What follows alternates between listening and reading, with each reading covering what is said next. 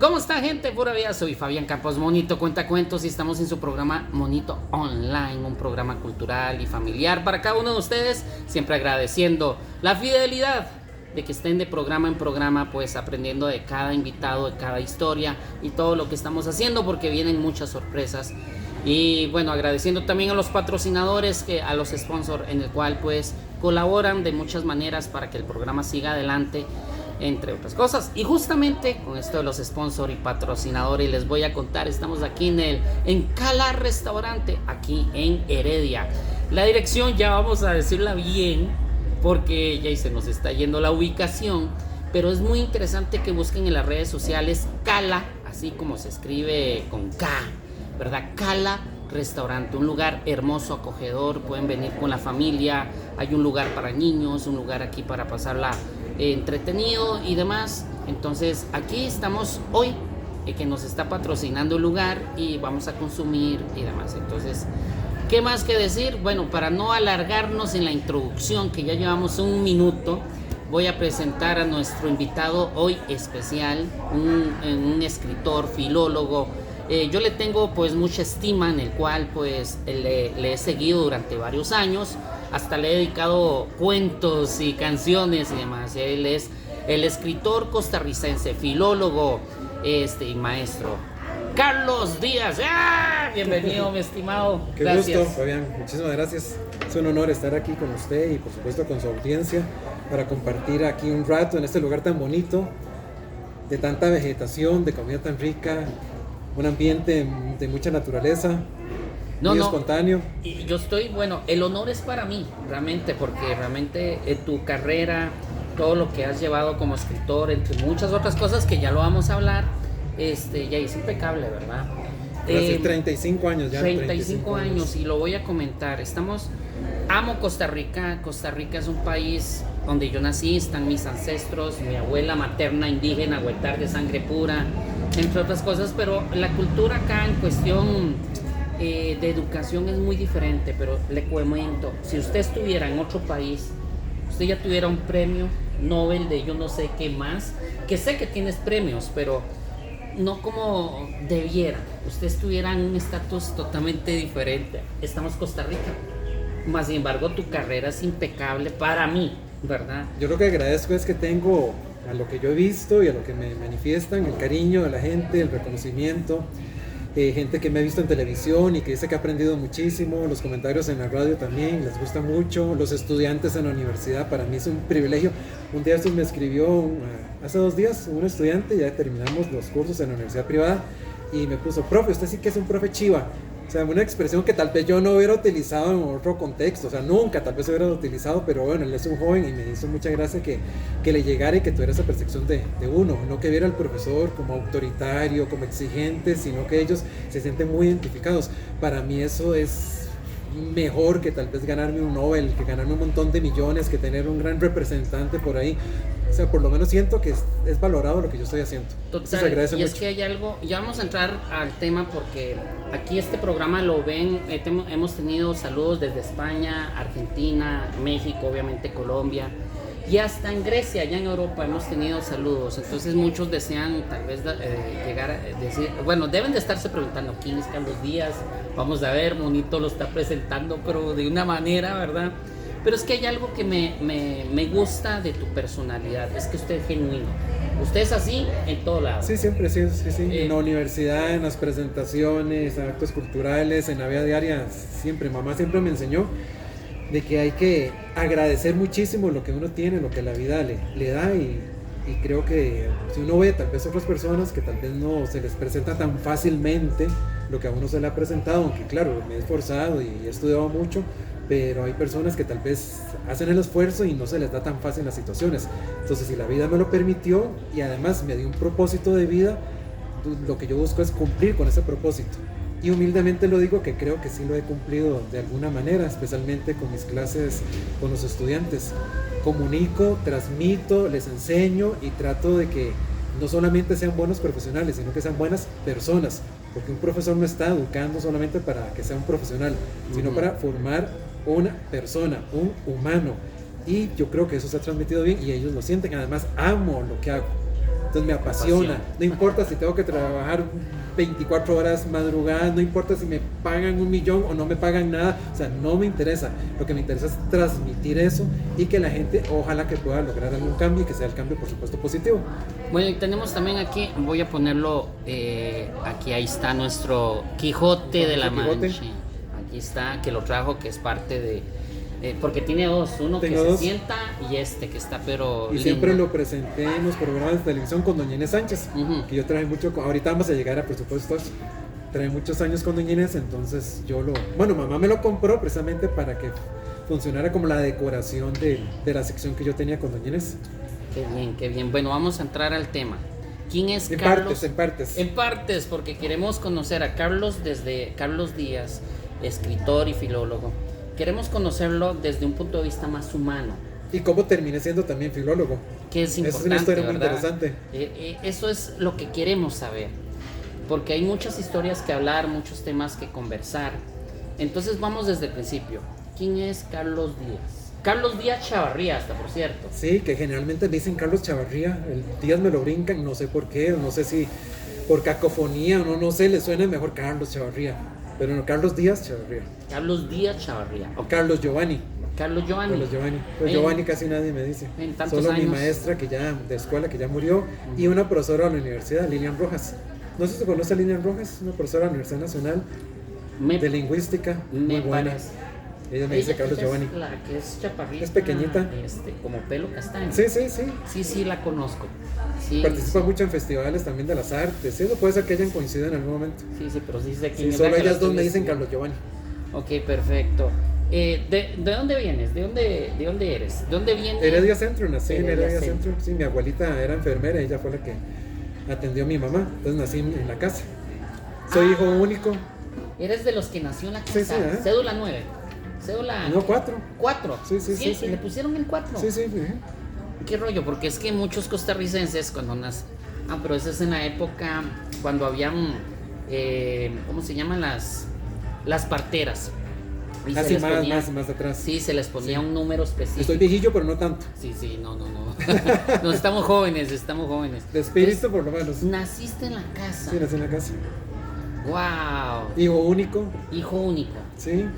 Hijo único. El primo que estaba antes me lleva 8 años, entonces generalmente estuve siempre en la casa ahí jugando, leyendo, dibujando. Me gustaba mucho dibujar. Yo tenía mis cuadernitos, me gustaba mucho dibujar sobre Semana Santa. Bueno, la gente creía que yo me iba a ser sacerdote. Tenía toda la pinta para hacerme sacerdote. Hacía muchos dibujitos de Jesús, de la Semana Santa, de San Pedro, de San Juan. Los juegos míos me compraban carritos, me costaban los carros y me compraban unos muñequillos, entonces, y santos, me compraban santos, entonces yo encaramaba a los santos en el carrito y los llevaba en procesión por toda la casa. Y hacía como el sonido del tambor y con flores, por eso todo el mundo juraba que yo me iba a terminar siendo sacerdote, pero no, nunca me interesó ser sacerdote. Y eso que estudié también en un colegio de padres, en el Claretiano. Pero nunca me interesó, pero sí me gustaba mucho leer. Me gustaba mucho escribir, estaba muy metido en la casa y me relacionaba mucho, eso ha sido una gran influencia en mi vida, con gente adulta. Siempre me relacioné con gente adulta. Y todavía estando en la universidad me relacionaba con gente mayor.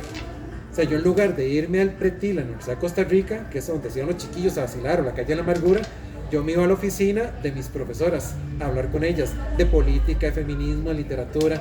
Siempre me gusta empaparme mucho de la gente mayor. Siento que tiene tanta experiencia, tanta sabiduría. Qué bien. Soy un alma vieja. ¿Cómo era o cómo fue la infancia en Heredia Centro? Muy sencilla, muy linda, muy limpia. No visualizaba de que si tenía que ir a un parque o ir a la cancha, porque no era como mi mundo. Mi mundo era estar muy pegado a mi mamá, a mi abuelita, bueno, a mi papá también, y estar en lo mío, que era estudiando, haciendo las tareas. Me gustaba muchísimo estudiar y haciendo mis dibujos. Entonces, viendo televisión, veía programas de burbujas, Odisea de burbujas. Me acuerdo mucho que enseñaba tanto, que también ahora la televisión prácticamente no enseña nada positivo. Eran programas de mucho valor. Entonces tuve así en mi infancia muy tranquilo. Siempre he sido muy tranquilo, siempre muy hogareño. En esas épocas me acuerdo que en Estados Unidos, aún en Japón, que venían estas series que veíamos, aquí viene el café de parte de Cala Aquí se puede Restaurante. presentar. Hola, mucho gusto. ¿Su nombre es? Giancarlo. Giancarlo, ¿cuál es la dirección de Cala Restaurante? 100 Norte, 25 Este de Ferretería Obrera. Eso. Sí, se Ahí dijo bien. estamos. Permiso, caballero. Gracias. Propio, ahí para que se den la vuelta, riquísimo. Vea qué rico capuchino, delicioso, un buen servicio y gente con mucha amabilidad. Siguiendo el tema, me acuerdo que en aquellas épocas todas las fábulas, todas las series, por fuerza mayor, por más violenta que fuera, tenían que tener moraleja. Un mensaje, sí. Un mensaje. La Casa de la Pradera. Ahora he estado retomando La Casa de la Pradera. Es una serie divina. Tengo que verla otra vez. Yo me acuerdo, bueno, He-Man cuando salió era muy, muy violenta, era una guerra entre reinos y se les exigió que pusieran moralejas al final. Y de ahí pues se vendió un montón de Scooby-Doo, juguetes. por ejemplo. Scooby-Doo. Los Picapiedra también. Claro, si se ve desde ahora que hablamos tanto de la inclusión, capaz y lógicamente dicen que Pedro era un gran machista. Pero habría que verlo de otro punto de vista también, porque Vilma no era nada sumisa. Y ahí prácticamente se hacía lo que decía Vilma. O sea, era súper feminista. Sí, el Hay que tener cuidado con contexto eso también, porque a veces se vuelve como muy extremista el asunto por estar hablando, y eso que estoy a favor de, pero por estar hablando tanto de la inclusión, ya se quiere cambiar completamente todo. Pasó como por ejemplo con la literatura con Cocorí, que no que era sí. racista, sí, pero en su época respondía a eso. Era muy normal en esa época tener ese tipo de prejuicio. Ahora ya no, ya sabemos que ya eso lo hemos ido superando. Pero ¿por qué prohibirlo? ¿Por qué no analizar Cocorí y abarcar el tema entonces del prejuicio, del racismo con los niños, discutirlo y no censurar? Porque representa un contexto. Paco y Lola también representa un contexto, una época determinada. No vamos a decir si es bueno o malo. Ahora tal vez no aplica. Pero ¿por qué no entonces verlo desde nuestro punto de vista crítico ahora? Y no prohibir y prohibir y prohibir, porque si comenzamos a prohibir, ¿de qué dejamos?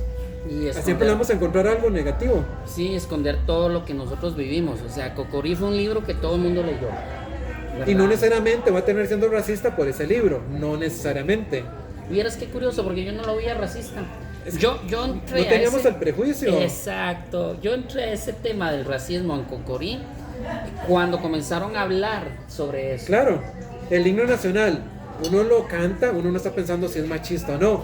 A alguien se le ocurrió decir que era súper machista porque decía la parte de la letra valiente y viril. Ah, pero viril está rechazando a las mujeres. Es el contexto, es la época, es el momento.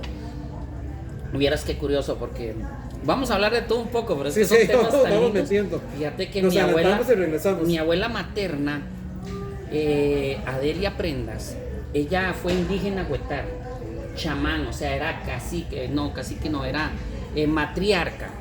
Y cuentan de que practicaba el Matriarcado. matriarcado, algo que en la historia costarricense, aún latinoamericana, no lo escriben.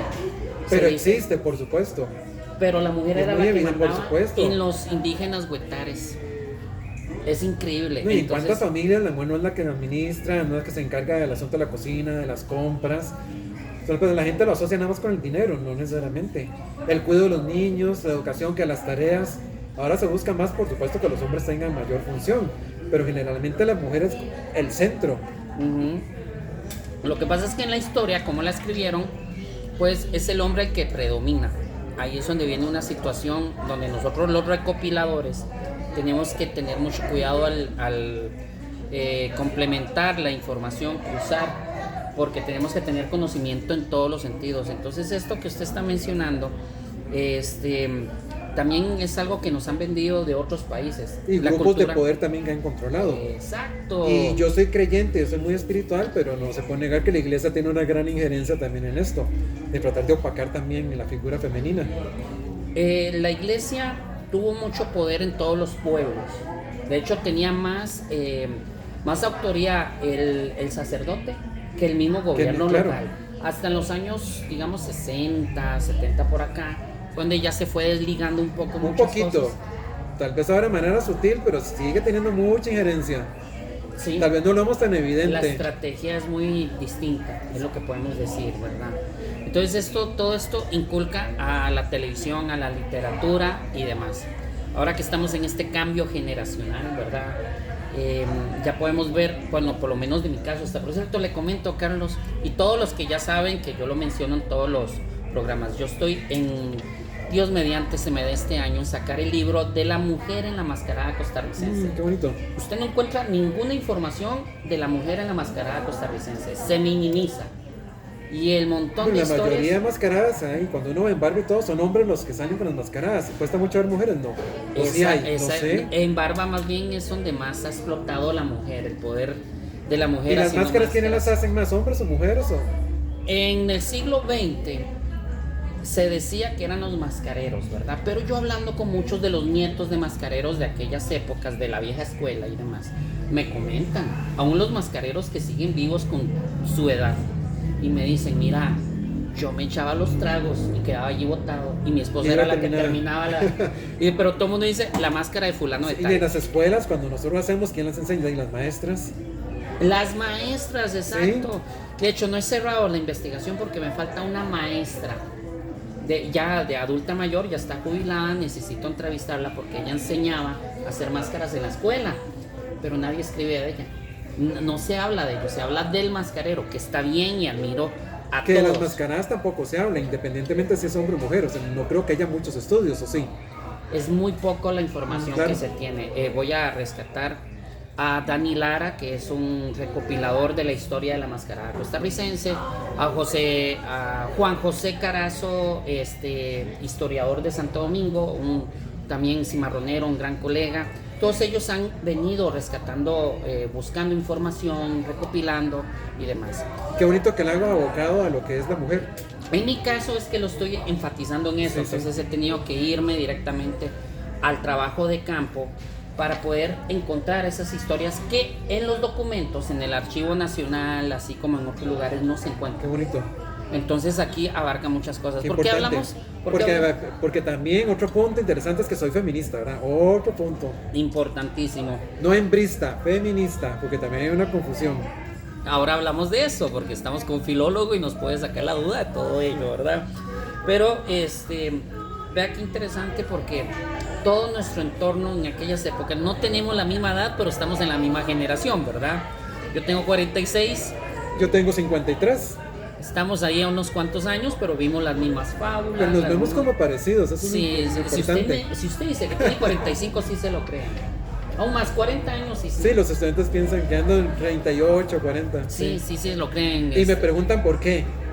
Y yo les digo, no fumen, no tomen, no se desvelen, amen lo que ustedes hacen. Y me dicen los chicos, profe, ya me mató. En cuestión de hábitos, fuiste como muy cuidadoso, ¿verdad? Porque eso tiene que... Pero no porque me lo dijeran, sí, ya era como natural en mí. Es tu personalidad. Sí, ya yo era así. Porque igual, o sea, tomarse una cerveza, o sea, por favor, tomarse una cerveza, un vinito, o sea, tampoco es nada grave, no estoy diciendo que no se puede hacer, siempre con medida, pero a mí es que no me nacía. Yo iba a las fiestas, actividades, presentaciones de libros, es muy común que al final hagan el cóctel, el vinito, a mis mismas presentaciones. Yo contrataba para dar para el brindis, pero yo nunca tomaba porque no me nació. Solamente una vez probé cerveza y me dio un asco, o sea, no me gusta. Bailar no me gusta. Salir de noche no es así tampoco, que me hace como mucha gracia. Entonces, repito, soy muy casero. Entonces, me imagino que eso también se ha reflejado en mi físico, de alguna forma. Sí, eso. Y amo lo que hago, y amo mucho lo que hago. Eso sí me apasiona mucho. Bueno, veniste de Heredia. ¿A cuál escuela fuiste? La Joaquín Lizano. Joaquín Lizano, le quedó cerca. Sí, muy de cerca. Donde vive. Maestras divinas, doña Teresa Murillo. El colegio fue el Claretiano. Claretiano. Quiero entrar a este tema. ¿Cómo? El Clare, famoso Clare. Cuando era la época, solo hombres, ¿verdad? Yo quise entrar. Hubo un momento a los 13 años que yo le dije a mi mamá que deseaba como tener esa experiencia. Obviamente no me permitió, ¿verdad? ¿Por qué? Tal vez por mi personalidad, venía saliendo del problema de habla que tuve, los traumas y todo eso, no estaba como... ¿Te da miedo que fueran un ambiente solamente de hombres, como que fueran a molestar? Sí. El famoso bullying de ahora, ¿verdad? Que siempre ha existido, solo que ahora se le conoce como el bullying, ¿verdad? Pero bueno, se me quitó ese toque. Y he tenido siempre la curiosidad, nunca le he preguntado a alguien de cómo era estar en el Claretiano en aquellas épocas, que hoy en día es mixto. Sí. Claretiano es un colegio dirigido por padres, por sacerdotes, y dicen que era muy estricto, pero voy a dejar que aquí, con experiencia y propiedad, explique cómo era la cultura en el Claretiano. Pues para mí era muy normal, es que no conocía otros contextos. Para mí era súper normal, iba para el claretiano, sabía que era puros hombres, sabía que era muy estricto porque el sacerdote le pegaba a los estudiantes, ahora lo hubieran demandado, por supuesto. Bueno, a muchas de nuestras maestras las hubieran demandado también, porque devolviéndome un poquito, mi maestra, a mí no, porque, repito, siempre fui muy tranquilo. Era como el consentido, el estudioso, el chineadillo, entonces yo no generaba problemas en lo más mínimo. Pero mis compañeros, si comenzaban a hablar, la maestra llegaba y por detrás les daba por la espalda, o tenían una puntería, estaba así vuelta de espaldas escribiendo en la pizarra y alguien hablaba, se volvía y tiraba el borrador, pero con una puntería que le pegaba pero exageradamente. En ese tiempo era normal y los papás lo aceptaban porque los papás veían en los maestros, en los profesores como segundos padres, como un soporte, una ayuda. Ahora el ACN son chiquito y por supuesto lo que te demandan. En esa época era normal. Independientemente, ahora le vamos, hoy no queda barbaridad cómo se le ocurría hacerle eso a los niños. Yo no sabía que si uno cumplía, no pasaba nada. Si uno no cumplía, tenían las consecuencias. Era parte de.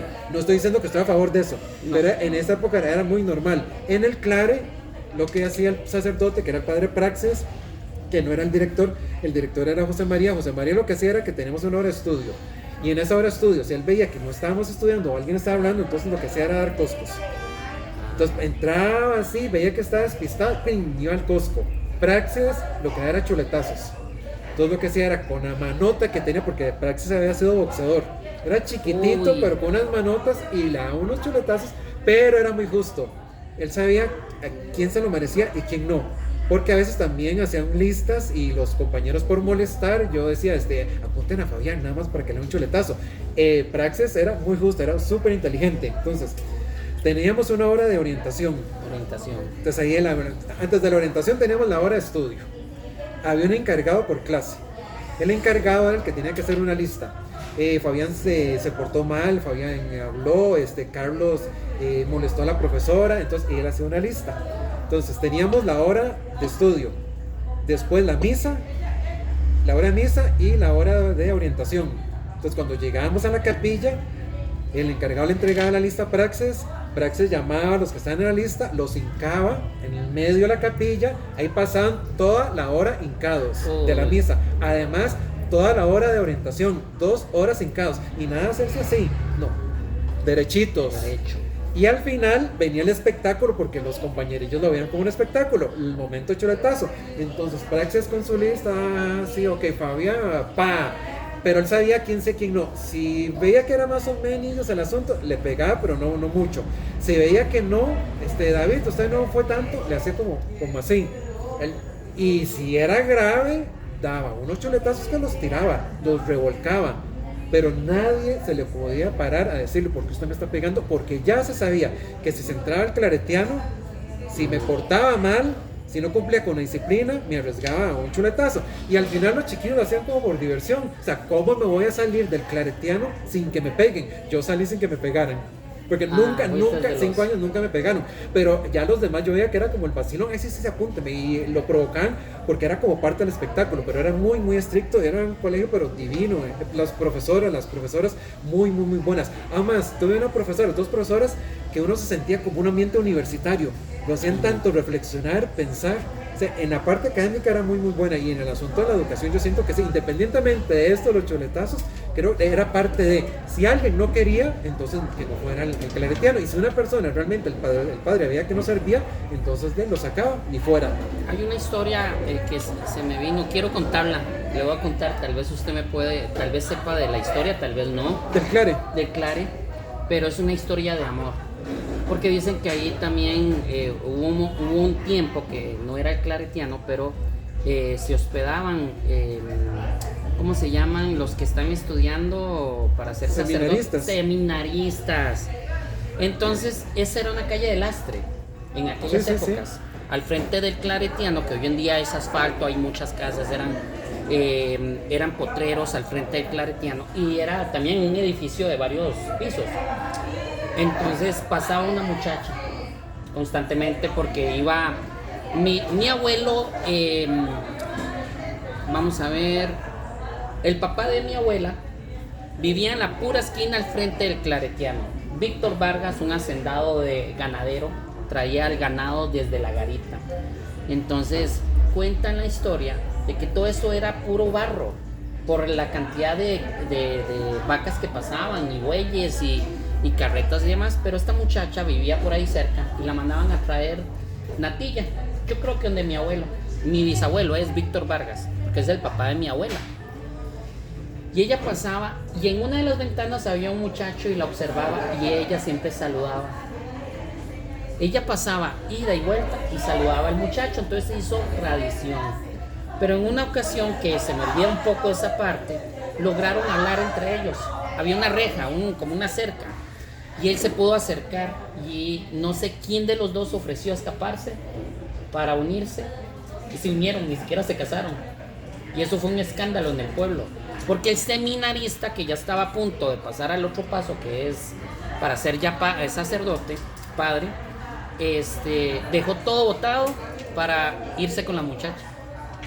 Entonces dice mi mamá que esa historia era una historia de esos de chismes de farándula, de boca en boca. De boca en boca. Sí, porque en esas épocas no había tecnología ni televisión y todo. Y como el seminarista, que dicen que era galán, mami decía, es que era guapo. No sé si es que él lo conoció. Se escapó con la muchacha morena que iba por la natilla y al final se escaparon. Y se fueron a vivir, yo no sé dónde. Qué bonito, también. Sí. Hay muchas historias de sacerdotes que uno conoce por ahí, de que ya son sacerdotes, dejan los hábitos y se van con otra y tienen hijos. Bueno, en total, la cultura... El asunto es que si se enamoran, que dejen también su oficio, ¿verdad? El problema es cuando siguen con su oficio y con relaciones ahí extra. Ya eso es otro asunto. Ese sí es otro tema que lo dejamos para otro programa, porque sí conozco Pero mucho. digamos que en el Clare yo no conocí, bueno, uno escucha siempre, hay historias, leyendas de asuntos de profesores, de entre los mismos estudiantes y todo, pero igual yo nunca vi nada raro, siempre vi que siempre hubo mucho respeto. En el claretiano los profesores eran los mismos padres. No, profesoras y profesores normales del ministerio, sí. El único era Praxis, que era, y José María también, que era el profesor de religión. Nada más con José María en quinto año, yo como soy tan bombeta, tan estudioso, me aprendí la Biblia de memoria para eximirme, me la aprendí de memoria y nada más me preguntó los libros. Yo como era tan buen estudiante, me dices, ¿para qué te voy a preguntar nada más? Y yo, pero estudiaba así, pero porque me quería eximir, o sea, ya eso es muy exagerado, pero ellos eran los profesores de religión. Vea, antes de entrar al tema de la universidad, de cómo llegaste a estudiar filología, ¿usted tiene perros? Sí, mi perrito Eiko. Tenemos un patrocinador, ya prácticamente es un amigo, parte de esta familia de Monito Online, que es Mr. Patitas, Clínica Veterinaria Mr. Patitas. Vieras la calidad de clínica que son. ¿Y dónde queda? Ellos quedan en San Pablo de Barba de Heredia, justamente de la ermita de San Pablo, allí en la iglesia, son 125 metros al sur. Ahí justamente trabajan 24 horas, qué bien. Aunque tienen horarios, pero ellos atienden si ustedes llaman a alguna emergencia. Tienen paquetes donde ustedes pagan anualmente y cubre hasta un tercer perro, ¿verdad? Entonces cualquier emergencia y eso, mi perrito se enfermó del estomaguito ahora el Jueves Santo y yo corriendo por todo lado a ver dónde conseguía una veterinaria abierta. Qué bien saber eso. Ahí estaba Clínica Veterinaria, entonces... ¿Cómo se llama? Clínica Veterinaria Mr. Patitas. Ahí lo encuentran en redes sociales, en el cual pueden llamar, hacer consultas, sacar citas y ver si compran alguno de los paquetes que están para todas las ¿También animales. hacen tratamiento de grooming o eso no? Todo. Okay. Ahí hacen todo el procedimiento de grooming, hacen exámenes de laboratorio, radiografías, entre otras. Entonces es muy completo ahí la clínica. A mí me han ayudado bastante con mis perros, entonces ahí les recomiendo. Que llevar a Eiko a Mr. Patitas. A Mr. Patitas, sí, justamente, entonces para que lo tomen en cuenta, nuestro patrocinador, uno de los tantos, que le tengo mucho aprecio a Johnny, que Johnny se ha vuelto como ya hay un amigo que siempre llegamos y nos aconsejamos y hablamos de proyectos y demás. Es que quien cuida bien a nuestros hijos, o sea, ¿cómo no vamos a estar agradecidos? Casi me matan a uno de mis perros, y vieras cómo corrió él. Y algo que me sorprendió fue que él se enfatizó mucho en mí, porque yo estaba en shock. Claro. Supo tratarme igual a mi mujer, igual a mi hermana que estaba en el momento también del ataque de mi perro. Entonces a nivel psicológico nos supo manejar. Es que a uno lo afecta mucho, uno se siente muy impotente. Y es un dolor tan grande ver que le están haciendo algo o que les pasó alguna situación. Bueno, ya saben, ahí redes sociales, demás. Carlos, te voy a llevar ahí para... Mr. Patitas. Mr. Patitas. Claro. Vamos a hacer Vamos a llevar a Eiko. Sí, exacto. Vamos a hacer un programa ahí muy pronto. Entonces yo lo invito para que llegue y hacemos algo ahí. Genial. Bonito. Ahora sí, Carlos, nuestro invitado, el escritor costarricense, filólogo Carlos Díaz Chavarría. Y vamos a entrar a esa parte de la adolescencia donde entró ya a la universidad. Vamos a saber por qué se dedicó a las letras. Primero que todo, porque, bueno, Díaz del papá, obviamente. ¿De dónde viene ese Díaz? Es de Heredia Centro, ¿verdad? No sé. No, okay. No sé. ¿Y el Chavarría? Tampoco sé. No sabe, porque nunca yo soy Campos Chavarría, al rato y somos familia. ¿Y el Chavarría dónde viene? ¿De Barba? Ah, no, de Chavarría dicen de que mi abuelo nació en Belén, era agricultor, llegaba a Barba a dejar verduras o no sé, y vio a mi abuela que era indígena, ¿verdad? Y seguro, no sé, ella conquistó a mi abuelo la conquistó, porque recuerde que se practicaba el matriarcado. Mi abuelo era alto, fornido, pelirrojo y blanco. Mi abuela chola con trencitas, descalza, y era maestra. Y no está registrada por ser indígena. De esas maestras que enseñaban. Sí, para variar. yo la defiendo mucho. Y todos tenemos sangre indígena, en mayor o menor cantidad, porcentaje, tenemos sangre indígena. Sí, en mi caso sí lo defiendo. Yo no soy indígena porque mi mamá pero tenemos sangre. nació blanca como mi abuelo materno. Antonio, por cierto, yo soy Antonio, Fabián Antonio. Y nació blanca. Y después conoció al papucho de mi papá, ¿verdad? Y salió esta belleza que ustedes ven. Entonces ya ahí se perdió muchas cosas y demás. Yo no sé los apellidos, nada. Yo solo sé que papá tenía un negocio, una pulpería, y mamá le gustaba, iba a comprar frijoles, botaba los frijoles, el azúcar en la casa para ir a comprar, y ahí comenzaron el coqueteo. Ok, vamos a investigar. Se casaron. Porque ¿Y salí yo? Ahí está usted. Pero vea, tengo la investigación de los Chavarría. Apenas he llegado al siglo, a principios del siglo XIX. Vamos a ver qué hacemos, a ver si encontramos ese Chavarría, a ver de dónde viene. Ok, está bien. Y ahí le pasamos la información. Me parece. ¿Cómo entró a la universidad? ¿Cómo termina siendo filólogo? ¿Y cómo terminó siendo filólogo? Ni siquiera por aquí yo sabía que existía la filología, ni ser escritor, o sea, nunca. Pero nos remontamos cuando estaba chiquitillo, como yo leía tanto, y ya en la escuela, yo entré muy chiquitillo en la escuela, entré de 6 años. Antes entré de 7, pero yo entré de 6. Porque mi primo estaba en la escuela, y en aquello, me imagino que todavía se sigue haciendo, no sé. Se hacían rifas y se vendían gallitos de frijoles molidos, gallitos de papa, gallitos de macarrones. Entonces las maestras siempre andaban pidiendo a las mamás que llevaran alguna comidita. Le pidieron a mi primo. Entonces mamá, yo como siempre andaba con mamá pegado, siempre, mamá me llevó a la escuela con los macarrones para dárselos a la maestra. Y la maestra me vio, que en ese momento era la maestra de mi primo. Y ella le dijo a mamá, ¿por qué no metes a Carlitos a la escuela? No, porque no tiene edad, está muy chiquitito todavía, hasta el próximo año cumple los 7 años, entonces nos tenemos que esperar como 2 años. No, métalo. Y en aquella época de ahí no había tanto reglamento que no se podía, que era prohibido. Entonces me dice, yo me hago, la maestra le dijo, doña Hortensia Murillo, que ya descansó, ya trascendió. Yo me hago cargo, dice, porque es que se ve, dice, que es tan inteligente, dice, tan quedito, dice, se ve que va a ser un buen estudiante, dice, démelo a mí, dice, yo el próximo año me van a dar primer grado. Yo me hago cargo. Entonces no me mandaron al kinder, me brincaron el kinder y me tiraron al primer grado, y así comencé. Me ahorré un año, y en el Clare me ahorré otro año. Yo entré de 15 años a la universidad, de 15 años, yo cumplí los 16 en la universidad. Pero bueno, a lo que estaba. Entonces yo no sabía nada de filología, pero en la escuela me daban los libros y yo veía la foto de los autores y el nombre de los autores, y yo decía, qué bonito como que fuera mi nombre el que estuviera ahí. O sea, yo nada más lo visualizaba así. Y yo, ¿cómo será para hacer un libro? ¿Cómo hago como para que mi nombre esté y mi foto esté ahí? Yo nada más lo pensaba. O sea, no le pregunté a nadie. Y así pasó toda la época de la escuela. Llegué al colegio, me gustaba mucho escribir. Entonces yo terminaba los exámenes de matemáticas, de ciencias, francés, lo que fuera. Como terminaba tan rápido, como era tan verde, tan estudioso, entonces terminaba muy rápido el examen, entonces me quedaba tiempo. Entonces yo hacía poemas en la parte de atrás de los exámenes, y ya, y los daba porque, o sea, me nacía. Yo ni siquiera decía, si los profesores se van a enojar o no se van a enojar, y tengo tiempo, voy a escribir acá.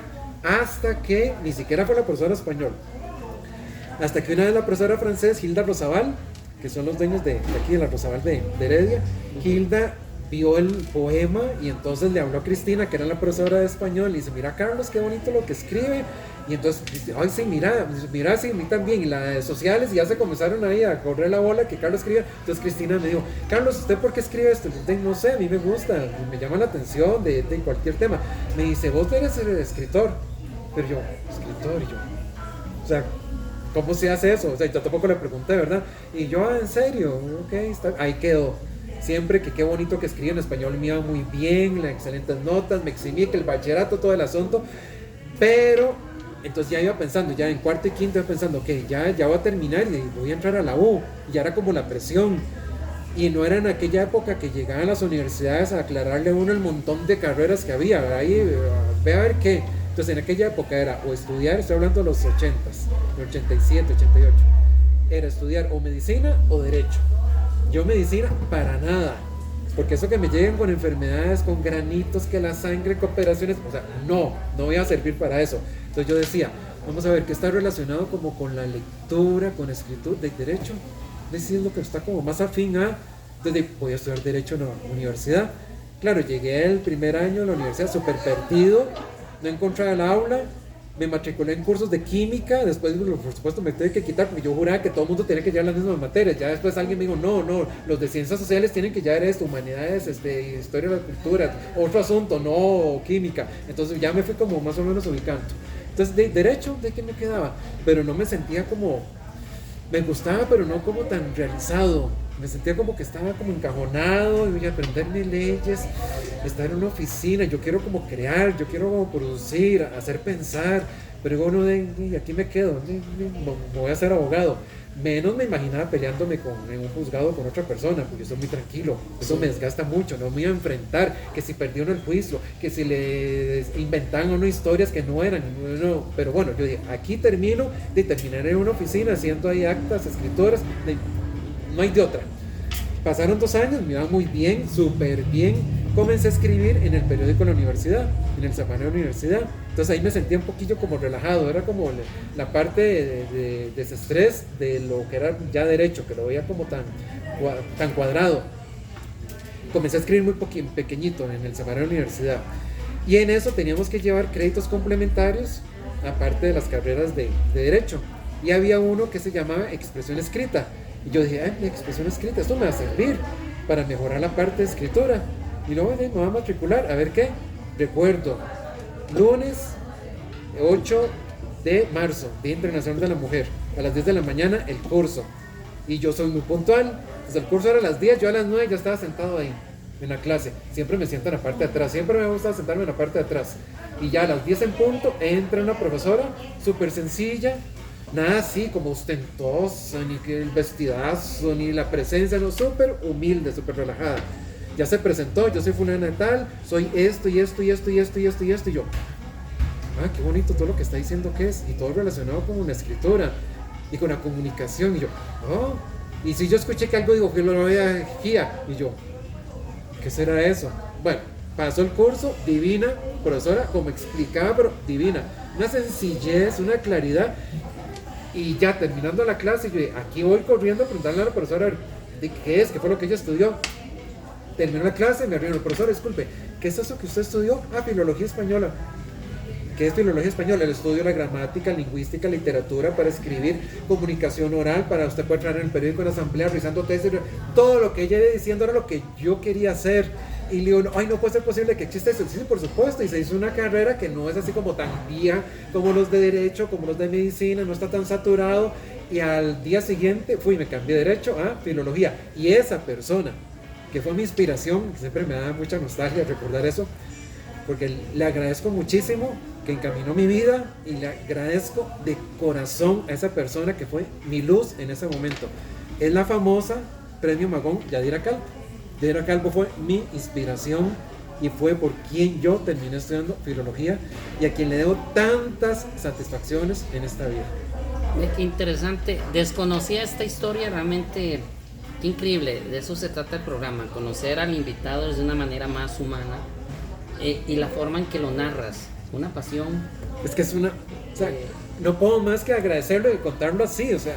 Yo sí tuve, no sé ustedes. Me orientó en mi rumbo, o sea, perdón, tal vez terminó siendo abogado y tal vez hubiera sido un abogado, pero no era mi realización. y conocer a una persona y que me lleve, o sea, que la vida me pusiera eso, ya sea el universo, yo creo en Dios, en que me pusiera Yadira, o sea, que todo encajara y que me pudiera realizarme, porque hay mucha gente que desgraciadamente no se realiza en su vida.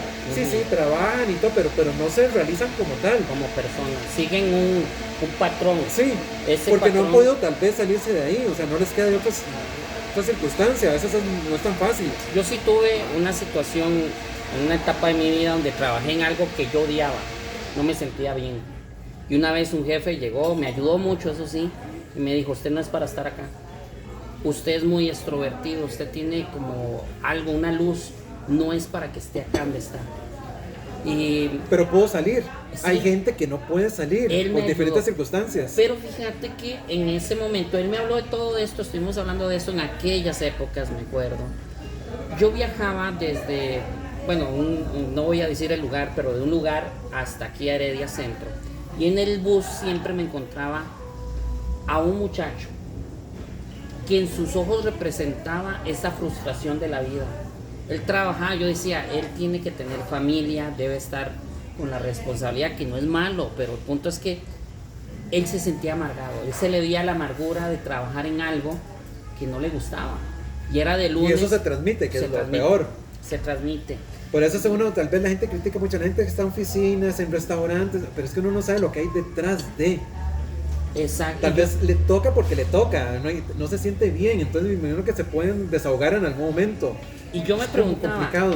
¿estaré yo haciendo lo mismo? ¿Estaré yo amargado? ¿Estaré yo siguiendo mi ruta, mi rumbo, mi norte como profesional? Y todo eso me hizo reflexionar para dar el paso a lo que estamos haciendo hoy en día, que yo vivo de todo lo que ustedes ven en redes sociales. Independientemente si es el súper reconocido o no, súper millonario o no, pero está haciendo lo que quiere. Hay un momento en que me pregunté si yo lo hacía para figurar, y no, porque hay muchas cosas que la gente no sabe, que yo enseño, que yo soy maestro también, eso nadie lo sabe, hasta ahora que lo estoy diciendo. Y es más por la satisfacción que estoy enseñando, estoy multiplicando, claro, estoy mostrando. Que figurar tampoco está mal, porque de alguna manera hay que vender también el producto, hay que venderse de alguna allí forma. Ya es como músico, como narrador, como escritor y demás, que allí uno dice, yo quiero que vean esto, porque lo estoy haciendo para la gente. El problema es ya el abuso de poder o cuando se creen que son lo máximo las personas, como yo soy la maravilla de este país y me tienen que poner alfombra roja por donde yo camine, o sea, no, ¿quién soy yo? ¿Cómo lo maneja usted? Digamos, yo que lo presenté así como algo así grande. Con mucho agradecimiento y es que no puedo más que agradecer. No me lo creo así como si yo sé que no soy lo máximo. Hay gente requete superior a mí y hay gente que tal vez no ha tenido las oportunidades para llegar a donde yo estoy. Pero nada más muy, muy agradecido siempre en los colegios, escuelas, cuando me presentan con tanta admiración. Y lo único que puedo hacer es agradecer y sentir que lo estoy haciendo, creo que bien. Porque si la gente no lo viera así, tal vez no diría nada más, sí, aquí tenemos a este invitado y se terminó. O sea, se siente como la admiración también de la persona. Es igual como una pareja. Yo creo que una pareja funciona cuando se admira a la pareja.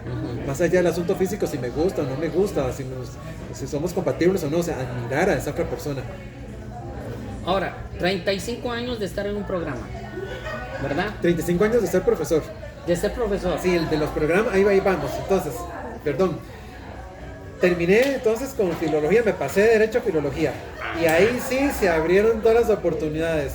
Porque entonces en el semanario de universidad ya comencé a escribir más. Pues de una sección que era así, ya me dan la columna, pero tremendo. O sea, era toda una parte enorme con mi fotografía en el semanario de universidad. O sea, para mí fue una satisfacción, pero tremenda verme ahí. Después de que era un pedacito, aunque los pedacitos chiquititos, para mí era lo máximo. Cuando publicaba así el pedacito de opinión mía con mi nombre, yo me sentía súper realizado. Pero ya cuando era la página casi completa, o sea, qué satisfacción. También tuve el privilegio de tener profesoras muy buenas, además de Yadira, tuve el privilegio de tener como profesora a doña Marina Bolio, que murió el año pasado, ministra de Cultura en el tiempo de Carazo, y doña Rosemary Karpinski, quien fue la primera presidenta de la Asamblea Legislativa. O sea, personas que amaban la enseñanza, pero ahora la transmitían con una pasión que creo que eso también influyó mucho en mi vida, y con ellas eran que me iban a la oficina a hablar y hablar y hablar, entonces me empapé mucho de la personalidad de ellas. Alguien fue Rosemary la que me dijo, sí, me dice, Carlos, yo creo que deberías como ya ir más allá. además del periódico. Y yo, pero ¿en qué? Me dice, en la radio. Y yo, pero ¿cómo? Me dice, es que hay un programa, Panorama, que sacan de ahí, hay una parte de comentarios. Y yo, doña Rosemary, sí, pero la gente que sale ahí es el doctor X. En aquella época yo era muy jovencito, por supuesto, estábamos hablando de 22 años más o menos. La gente que sacaba en Panorama era igual como ahora yo, como 45, 50, 60, 70, 80 años. Y lo, pero es el ministro, es el diputado, es el embajador, es el rector. Y lo, o sea, yo ¿cómo voy a publicar ahí? Me dice, sí, pero ¿lo puedes intentar o no?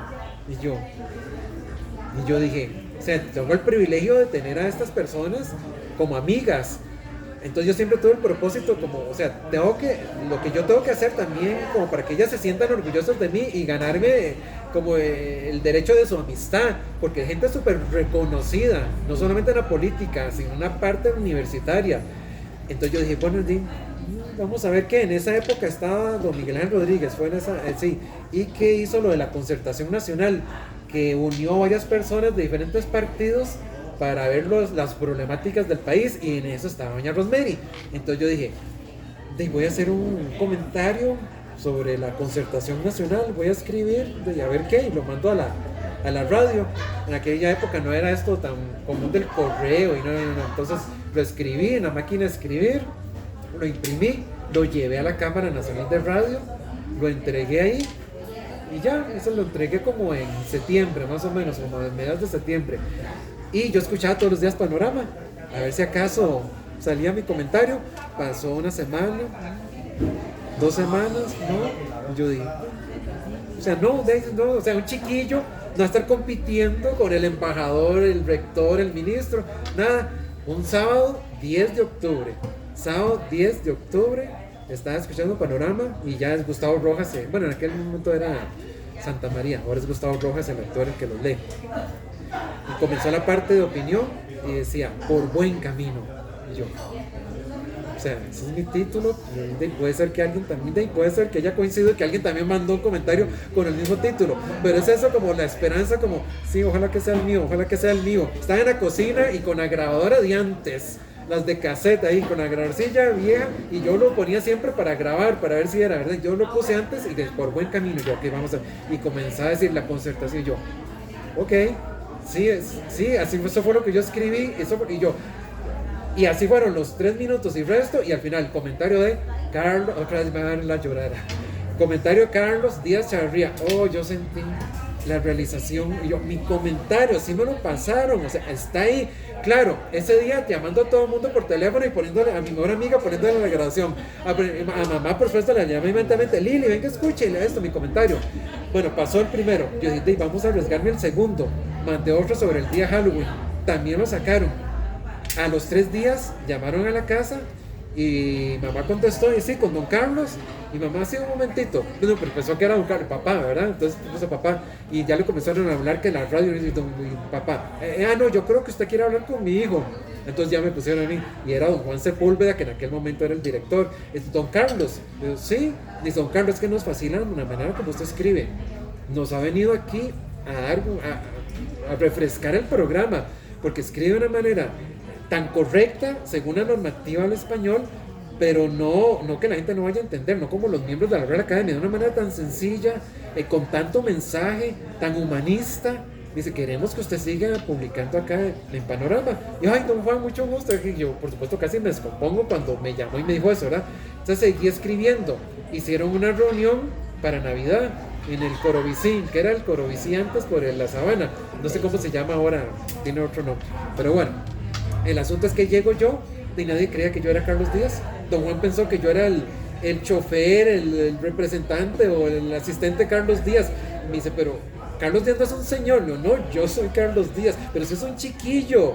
Y sí, por supuesto, comparado a ellos, en ese momento era el chiquillo. Y a partir de ahí, ininterrumpidamente, 27 años de ser comentarista en Panorama. 27. Unos se han ido, se han muerto, los han echado, otros no les gustan las políticas, no les gusta que les corrieran esto, lo otro, y salen corriendo. Yo me he mantenido 27 años, semana tras semana. Wow, qué interesante. ¿Qué año fue en ese momento? 2003. Espera, ¿me parece? Aquí está, vámonos a los hechos.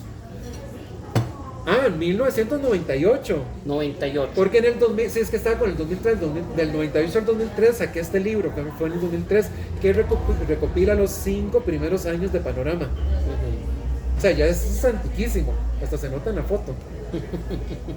Wow, qué interesante. Bueno, Y para dar ahí, con los medios de comunicación, para cerrar, cuando saqué, ahorita hablamos de los libros, cuando saqué el primer libro feminista, que es el primer libro poemario feminista escrito por un hombre en Costa Rica, corrió la bola a este sí, con el feminista estaba con las redes sociales, con los primeros libros, no, entonces costaba más, había que llamar por teléfono, ir al periódico, presentar el libro al periodista, ahora es más fácil, con las redes se mueve un 2x3, internacionalmente ni para qué, pero bueno, fui a una entrevista a Canal 13 de Radio Nacional y a la señora le gustó mucho el libro. Doña Inés Sánchez tenía el programa Teleclub en Canal 13 en ese momento. ujú. Y esta señora Camayo, no me acuerdo el nombre de ella, pero era apellido Camayo, habló con Doña Inés y le dice: es que acabo de entrevistar a un muchacho, todavía me decía muchacho, ahora no sé, un muchacho que sacó un libro feminista, y Inés, a vos que te gusta tanto innovar y traer ese tipo de personajes, ¿de por qué no lo entrevistas? Entonces Doña Inés se contactó conmigo. Entonces me hizo una entrevista, divina la entrevista, hablando sobre el libro feminista. Después me dijo Doña Inés: Carlos, me gustaría otro programa, pero ya hablando de toda tu trayectoria, ya de todo, de la filología y de los otros libros. Ok, yo feliz de la vida, porque el honor de estar con Doña Inés Sánchez. Yo a Doña Inés la veía chiquitillo, además en la puerta de la casa de mi abuelita, en la puerta de la cocina, yo hice el dibujito de la casita con el humito de que era el logo de Doña Inés. A mí me fascina ver a Doña Inés y a Tía Florita. Repito, me gustaba la gente mayor, o sea, yo las veía, yo cómo hablaban, cómo se expresaban, cómo se presentaban, cómo manejaban el programa. ¿Quién me iba a decir a mí que años después iba a terminar siendo amigo de las dos? Y menos que Doña Inés, porque fue ella la que me invitó al programa. Estando en la entrevista, en esa segunda entrevista, se volvió tranquilamente ante la cámara y dice: bueno, les quiero comunicar que a partir de agosto iniciamos una nueva sección. Y yo también prestando atención, ay, ¿cuál será la nueva sección que vaya a hacer Doña Inés? Yo quiero estar imaginando, porque ni siquiera me preguntó, o sea, no me preguntó. La nueva sección que vamos a iniciar es sobre el idioma, uso correcto del español, cómo escribir un libro, cómo escribir correctamente. ¿A cargo de quién? De nuestro amigo Carlos Díaz. Y yo, Qué okay. bueno está Ay, eso. Doña Inés, qué honor. Pero no, qué honor, pero yo dije, o sea, la presión, o sea, trabajar con Doña Inés Sánchez, porque ella era súper estricta, pero exageradamente estricta. El que funcionaba y el que no, fuera. Ella amaba su programa, respetaba su programa y respetaba a los televidentes muchísimo. Y yo dije, ¿aquí qué hago? ¿Lo hago o no lo hago? Tuve miedo. ¿Lo hago o no lo hago? Una sección, televisión, yo no estaba acostumbrado. A mí me he invitado a programas, pero no es lo mismo ya tener una sección y uno solo y manejar toda la información y explicar. No es lo mismo explicar a los chiquillos que en la cámara. Pero yo dije, ¿cuál es el problema? En la cámara es como si fuera un estudiante. O sea, hay un montón de gente que me está escuchando y además lo puedo transmitir y puedo llevar esto a más gente. Entonces, decir, ¿por qué no? Lo voy a hacer. Pues eso era en agosto, la entrevista fue en junio. En julio ya me estaba llamando Doña Inés: te voy a invitar antes para que hablemos sobre la anexión del partido de Nicoya, que esto, que lo otro. Y así empecé con Doña Inés, y con Doña Inés como 15 años fue, hasta que ella ya terminó el programa. Entonces me pasé a otros programas, pero fue toda una experiencia estar con Doña Inés, divina la experiencia, súper profesional. Claro, el éxito de muchos de los que ha sido por la disciplina que llevan, ¿verdad? Esta formalidad y la seriedad que llevan sobre sus proyectos. Uno no puede llegar lejos si lo toma en broma. A improvisar. A improvisar, y tampoco exacto. acostumbrarse, que Doña Inés tenía, cuando ella terminó el programa, 56 años de programa. Y ella llegó al programa al año 56 como si fuera el primer año. O sea, después de tantos años, uno podría decir, el programa empezaba a las 3 de la tarde. Y llegara 15 minutos antes, no, ella llegaba, el programa era a las 3, ya cuando estábamos en Canal 7, ella llegaba a la 1 de la tarde, con su maletita, a organizar todo, cómo está puesto el Quijote, ok, no se está viendo, hay que correrlo acá, recuerden que lo tenemos que poner acá, ok, a qué horas van a traer el café, cómo vamos a poner los libros, y hacía un programa antes, ¿no? Entrevistas. Entonces, antes de empezar el programa como tal en vivo, antes lo ensayaba. Ok, entonces Fabián, ¿de qué vamos a hablar? ¿Qué quiere que le pregunte? ¿Quiere que hablemos entre las máscaras más de su vida? ¿Quiere que haga esto? No, ok, ¿cómo está la cámara? ¿Cómo está la luz? Ahora sí, hagamos como si fuera el programa como tal. Entonces la gente lo ensayaba y 56 años haciendo lo mismo. Y ella como si fuera principiante. A las 3 de la tarde todos empezamos, todos sabíamos lo que teníamos que hacer. Está todo perfecto. O sea, no improvisaba nada. Y si pasaba algo raro, ella lo hacía. Un día llevó, no sé qué fue, un mapache, algo fue y la mordió. Y ella ahí hizo nada más el dedo para atrás, sangrando, pero sangraba. Y ella siguió, cortó. Y ahora sí, mi dedo y todo el mundo corriendo y todo. Nada, un día le entró una mosca ahí en la boca y ella ahí siguió, ella era pero súper profesional, era de admirar. Los chiquillos, los estudiantes a veces me molestaban y me decían, cuando yo les comentaba, o ellos se dan cuenta que yo trabajaba con Doña Inés, había muchos memes. Doña Inés se reía de eso al final, por supuesto, pero bueno, a veces le faltaba el respeto también por la edad y todo, y yo dejaba a los chiquillos que hablaran. Y le digo yo, bueno chiquillos, piensen, una señora casi 80 años, ¿cómo vamos a estar nosotros a los 80 años? Ustedes a veces van de la soda al tercer piso y van cansados.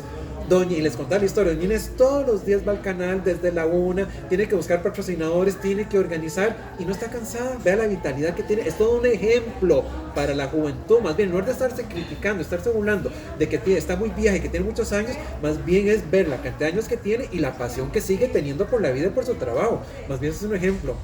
Wow, qué increíble. Y yo le aprendí mucho de ella, o sea, por supuesto, ya fuera el programa en vivo o grabado, ella siempre nos decía, aquí como si fuera en vivo, nada que como es grabado, entonces cortar y que me equivoqué, no, se sigue como si fuera en vivo. Yo aprendí mucho de ella. Ahora, a nivel literario, son 5 libros los que ha sacado en este momento, ¿verdad? ¿Cómo fue la experiencia del primer libro en el cual, pues, por lo menos desde mi perspectiva, sacar un libro con una editorial, pues, aún hoy en día cuesta? Lleva toda una aventura, es un hijo prácticamente, ¿verdad? A veces como que sataniza mucho el asunto, pero no, ahora yo creo que no es tan complicado, antes era más complicado. Hay más editoriales. Más posibilidades. Antes había como ciertos canales literarios. Y era muy selectivo el asunto también. Exacto. Y había mucho prejuicio de que si era la editorial pública o privada. Igual como antes que había mucho prejuicio de las universidades públicas y privadas. Ay, que las privadas son una cochinada y la pública es lo mejor. No necesariamente. Ahora depende más de otras circunstancias, depende mucho de los profesores. A veces se pierde más tiempo en las públicas que en las privadas. Entonces ya no hay tanto prejuicio como antes. Antes sí era igual con los editoriales. Pero a mí realmente no. Como costarme muchísimo, no. Tal vez porque ya estaba como muy metido en ese ámbito. Pero yo sí quería publicar, yo sí quería tener mi libro. Yo no tengo hijos.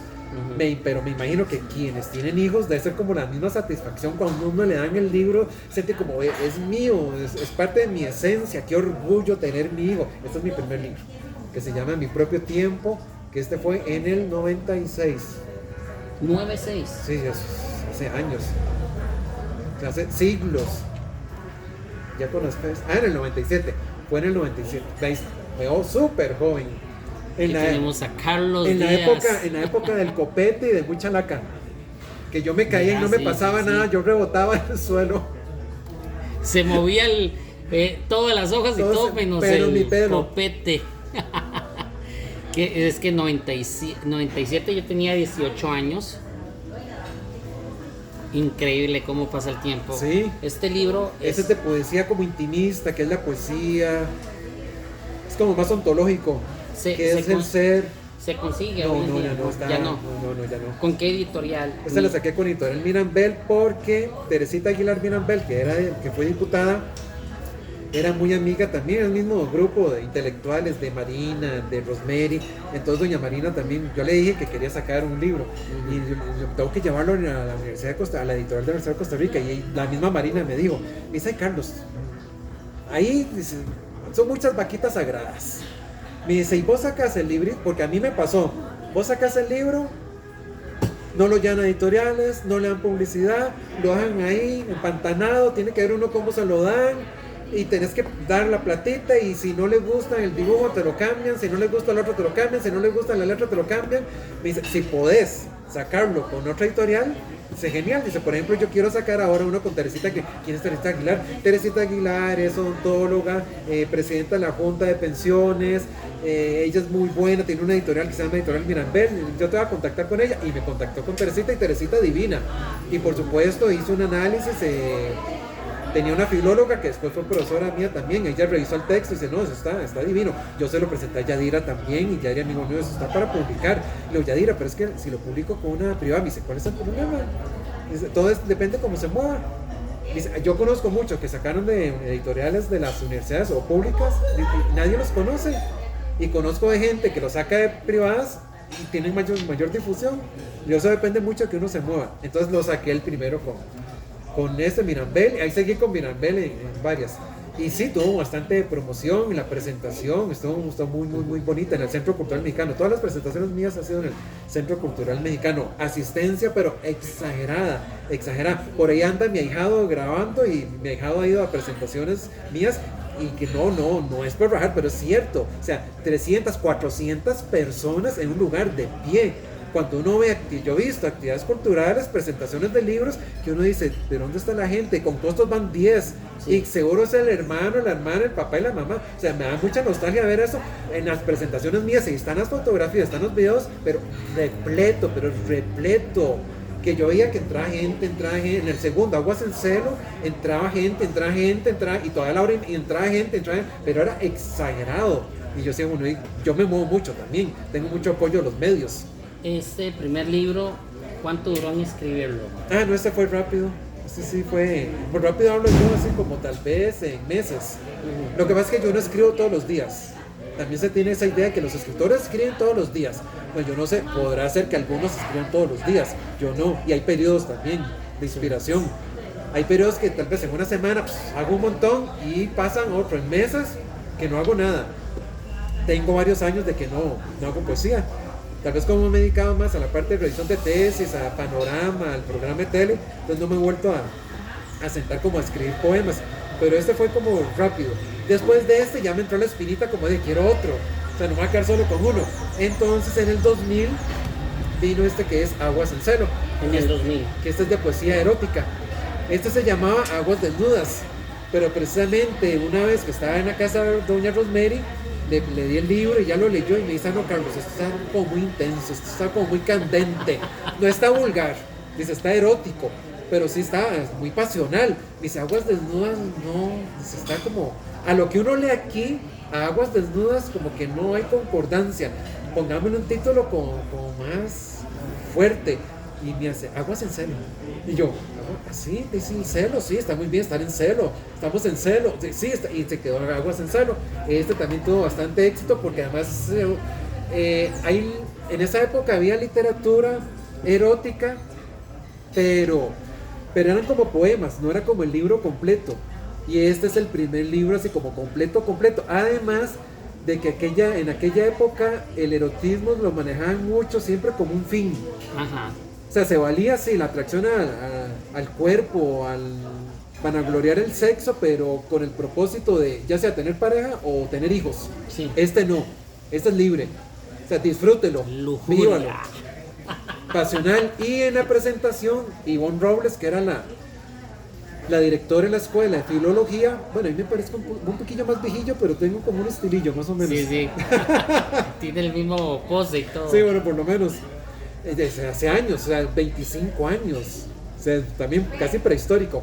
Ivonne en la presentación hizo mucha gracia porque dijo, es que aquí en este libro, dice, no sabemos si es el libro dedicado a un hombre a una mujer, o una mujer a otra mujer, o un hombre a otro hombre, o todos contra todos. Dice, porque es tan libre la poesía que se maneja acá. Y no era con ese propósito, o sea, no era el propósito de la inclusión, o sea, no se hablaba en ese momento de la inclusión, no se hablaba nada de eso. Sí, era un tabú aún. Pero ya era mi esencia. ¿Quién hizo los dibujos? Los dibujos los hizo un muchacho de Alajuela, José Alberto Santamaría. Qué importante Todos, esa parte, este ¿no? también lo hizo un muchacho de Barba, Rigoberto, no me acuerdo el apellido. Estos eran como más abstractos. Rigoberto Fonseca, profesor de artes plásticas. Y después vino este que es de ensayos, que es el de Panorama, recopilando los 5 primeros años de Panorama, y también ahí lo...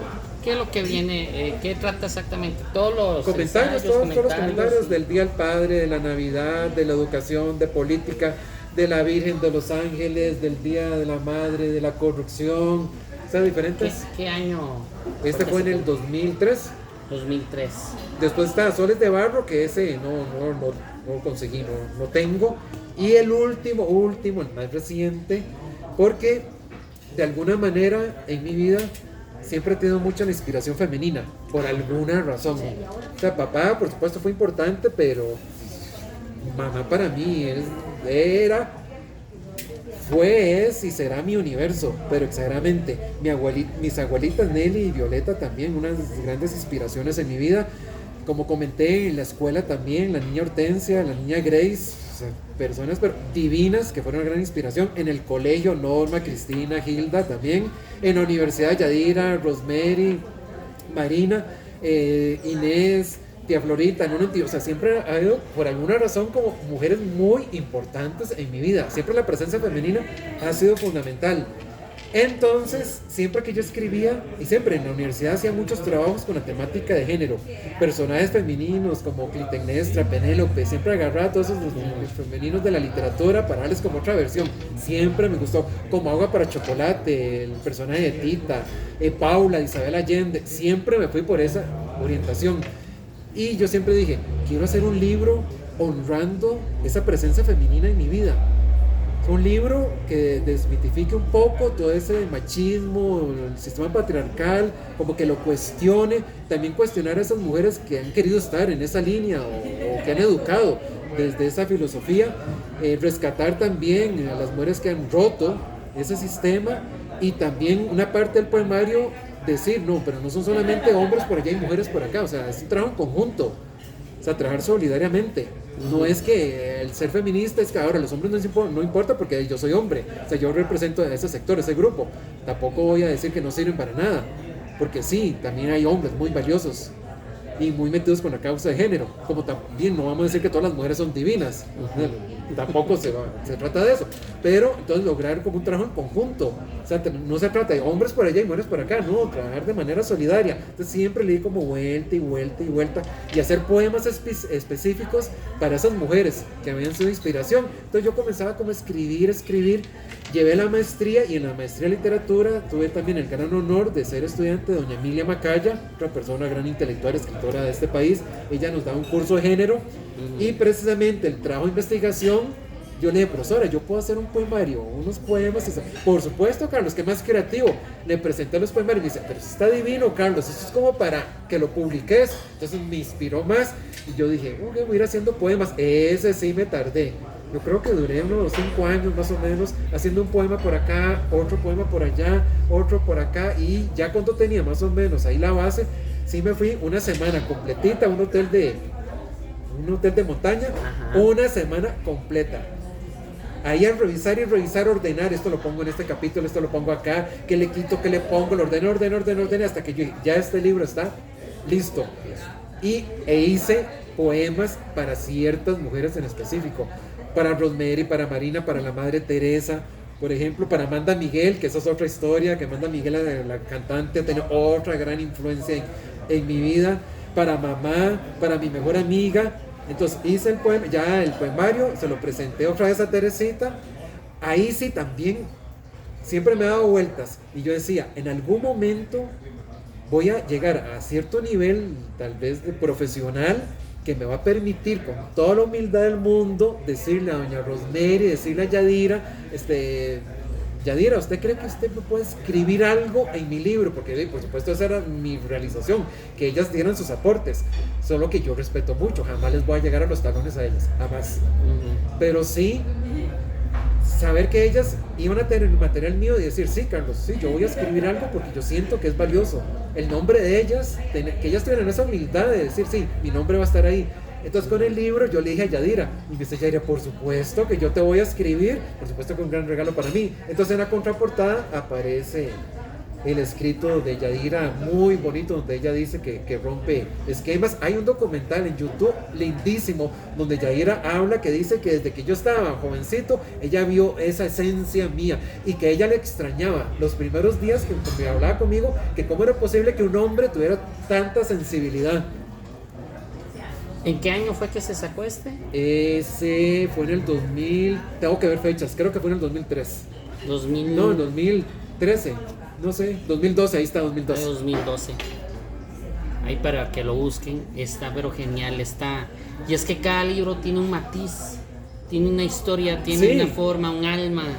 Y aquí Entonces, también se acostumbra a poner el prólogo me lo hizo doña Joy Surcher, que también fue diputada, y hay una parte de la introducción que era como hablar un poquito acerca de mí, y yo dije, la introducción, ¿a quién se la pido? Y yo, a Rosemary. Entonces yo le dije a doña Rosemary, ¿usted cree que fue? Y Rosemary me hizo una introducción tan bonita, porque empieza desde que me conoce en la universidad.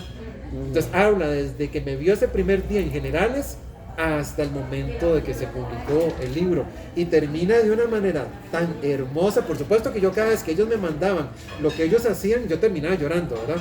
Entonces termina: por eso hoy al escritor le expreso mi respeto, al discípulo le manifiesto mi orgullo, y al amigo le reitero mi sincera amistad. Ah, qué bonito, Sí, qué bonito. son esas personas que uno admira tanto, y saber que ellas tuvieron esa humildad, ese reconocimiento de escribir, de transmitir sus palabras, sus sentimientos para que queden en el libro. No puedo estar más que agradecido. Bueno, No puedo estar genial. más que agradecido. Genial, vea, llevamos 1:10. Oh. Podemos seguir ahí. Genial, yo muchas puedo cosas. seguir aquí 5 horas. Bueno, ¿Cuánto tarda el programa? el programa es 50 minutos, imagínense. Ok, nos pasamos, pero hicimos No, como no. era así. Pues Aquí podemos seguir, vamos a durar un poquito más porque quiero conversar un poco sobre... el programa y sobre el uso correcto del español. Exacto, el uso correcto del español. Hay Que muchas... desgraciadamente en Costa Rica no se habla, bueno, en el mundo no se a habla y nivel, no se escribe también. si usted También, ve, desgraciadamente. lamentablemente lo que nos están inculcando con la música, he visto muchas películas donde utilizan palabras que no están correctas. No, los subtítulos son una barbaridad. Yo tuve que aprender a ir a ver películas con subtítulos y ya no enfocarme en los subtítulos, porque yo al inicio iba y yo, ay, eso está mal escrito. No veía la película por estar estresado. Ahora ya no, ya me hago loco, que si se va con errores, pero bueno, son ellos, ya pasó. Pero no, si se escribe, pero barbaridades, pero barbaridades. El doblaje para mí es muy importante. Yo estudié locución, no me dediqué al doblaje, no estoy dedicado ni sé nada de doblaje, aunque sí estudié actuación, ¿verdad? Pero siempre estoy como al tanto, me gusta, es un tema que me gusta el doblaje aquí en Latinoamérica. El mexicano es muy bueno. Pero he encontrado palabras que aquí es donde ya entramos al tema. Hubieron. ¿Vieras cómo he escuchado esa palabra?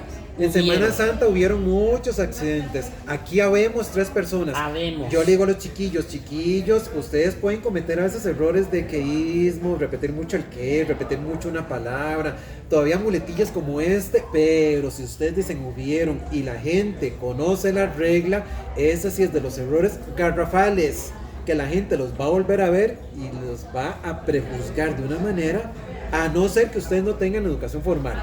Porque si es un campesino que no tiene educación formal, que nunca pasó por la escuela o colegio, se vale, porque para ellos es normal. Pero ya alguien que pasó por la escuela, colegio, universidad, ya un profesional que diga, hubieron, eso es terrible. Ahora la gente se puede estar preguntando, pero ¿cuál es el problema con hubieron? Porque la gente lo que hace es la relación, pasado del verbo tener, tuvieron. Comer, comieron. Vivir, vivieron. Entonces, pasado el verbo haber, tercera persona, de sí, a ver, hubieron. ¿Cuál es el problema? ¿No hay problema? No, pero sí hay problema. ¿Por qué? Porque el verbo haber es un verbo especial, es un verbo impersonal. ¿Qué significa eso? Que no se conjuga con todas las personas. El verbo haber solamente se conjuga en tercera persona singular. Siempre, independientemente de lo que la acompaña, el complemento sujeto, no importa, ese es uno, no importa si son 100. En la fiesta hubo una persona, en la fiesta hubo 40 personas, no hubieron, no se pluraliza, por eso habemos tampoco. Yo no puedo decir, aquí habemos 3 personas, no, aquí estamos 3 personas, nada más. pero nunca habemos. O aquí hay 3 personas. He encontrado doblajes con esas palabras que yo me quedo así como... Que uno dice que es raro, pero ¿por qué no conocen bien el español? Por lo menos en mi caso sí lo busco en los créditos quién hizo el guión para la traducción o el doblaje, ¿verdad? ¿Cuál fue la empresa de doblaje? En muchos casos, bueno, las dos que más me agradan son las de Venezuela y la de México, que son muy buenas, ahora están funcionadas. En el texto y en la entonación también, porque a veces las hacen las entonaciones pero terribles. Pero es que eso viene mucho de lo que estamos viviendo hoy en día, la mediocridad en la comunicación, en las redes sociales. Digamos, vamos a entrar, es una palabra que no está prohibida en este programa, pero voy a mencionar Cosa. la música, reggaetón. Hay artistas que utilizan, no sé, es que aquí podemos entrar a palabras muy fuertes, pero no tienen entonación, no tienen, se me olvida la palabra. Melodía o no tienen esencia. El vocablo, rima o qué. Vamos a ver. En lugar de la R, la L. La fonética está. Vea que estamos hablando con conocimiento. La fonética, que yo peleo mucho, porque recuerden de que yo tuve el problema de habla, ¿verdad? Aprendí a hablar a los 11 años. La fonética fue una de las cosas que más luché para poder expresarme bien, y aún hoy en día nunca voy a dejar de aprender. Pero eso, los muchachos, la generación hoy en día lo imitan. Y omiten lo que aprenden en la clase. Sí, pero lo que pasa es que aquí el tema es muy espeso también, sí. Porque yo siempre leo chiquillos, porque vemos ejemplos. Por ejemplo, hay gente que dice usted sin la D, usted, con E, con tilde, y la gente dice, usted. Qué polo, qué bruto más polo. No, cuidado. Bueno, lo que yo quiero decir también, nosotros decimos, cuidado o cuidado, estudiado o estudiado mucho. A nosotros nos cuesta mucho pronunciar la D cuando hablamos, porque aspiramos, hablamos muy rápido. Entonces cuesta mucho que la gente diga, he estudiado hasta las 3 de la madrugada. Posiblemente sí hemos estudiado. Y la gente no presta atención en eso. Ahora, no se trata que sea polo, que sea ridículo, que no sepa hablar. Hay gente que no tiene fonemas. No tiene el fonema D final. O sea, no lo tiene. Entonces, ¿qué hace? Tendría que ir a terapia de lenguaje. Ahora, con los chiquillos de ahora sí pueden ir a terapia de lenguaje, pero hay un señor de 60, 70, 80 años que descubrió que no puede pronunciar la P, ¿de qué hace? Como en mi caso, yo no podía hacer la R, la L. Sí, no podemos prejuzgar. Los puertorriqueños, los asiáticos confunden mucho la R con la L. O sea, ya eso es fonético. Los puertorriqueños tal vez van a tener reggaetón y no va a sonar la misma palabra como la decimos nosotros. Los españoles hacen diferencia entre la S y la Z. Nosotros no la hacemos. No significa que estamos hablando mal. Es cultural. Los nicaragüenses que hacen, aspiran la S, no están hablando mal. Es cultural. Hay que tener cuidado con eso. Porque la gente sí prejuzga mucho con el asunto de la fonética. Yo hablé con una española y me decía, en una gira que hicimos aquí en Costa Rica, me decía, a mí me cuesta mucho entenderlos porque, un ejemplo, me ponía el ejemplo, cuando ustedes dicen ciervo, no sé si es el animal o es el servir, de siervo de servir, ¿verdad? Porque ellos dicen ciervo. Ellos sí hacen la distinción, nosotros de no. La Z, ¿verdad? Del ciervo. Y es como los argentinos con la Y la che. Que la jalan. Che, boludo. Entonces, pero aquí el punto mío es sobre la mala pronunciación, las malas palabras. Si yo digo peor, ahí sí, porque las vocales no tienen problema. Ahí sí, si yo no digo peor y si digo peor, ahí sí estoy cometiendo el error. Pero hay con ciertas palabritas que hay que tener como cuidado. Hay palabras que yo a veces pronuncio y me cuesta.